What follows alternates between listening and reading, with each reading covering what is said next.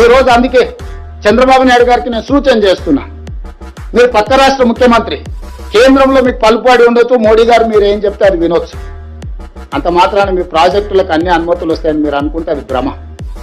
అట్లాంటి వాటికి అవకాశం లేదు. తెలంగాణ రాష్ట్ర ప్రజలకు ప్రయోజనాలు కాపాడుకోవడానికి అవసరమైన ప్రణాళిక, వ్యూహరచన స్పష్టంగా ఉన్నది.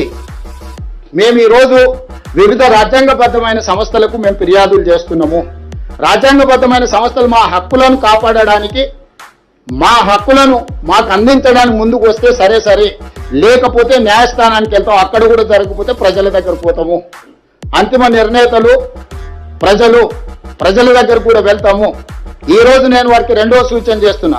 ఈ రోజు 3000 టీఎంసీల మిగులు జలాలు గోదావరిలో ఉన్నాయి అని మీరు నమ్మితే, చంద్రశేఖరరావు చెప్పిందని కాదు, చంద్రబాబు నాయుడు గారు నమ్మినప్పుడు గోదావరి బేసిన్ మీద తెలంగాణకు 968 టీఎంసీల నీటి కేటాయింపులు ఉన్నాయి.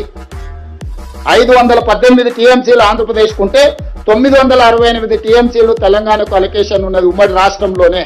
మా 968 టీఎంసీల వరకు తెలంగాణ ప్రాజెక్టులకు బ్లాంకెట్ గా మీరు ఎన్ఓసి ఇవ్వండి.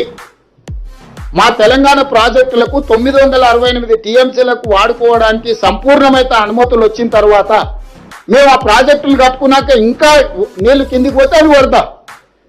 పైన మా సమ్మక్క సారక్క కట్టం పెడతారు, మా సీతారామ కట్టం పెడతారు, మా కాళేశ్వరం కట్టం పెడతారు.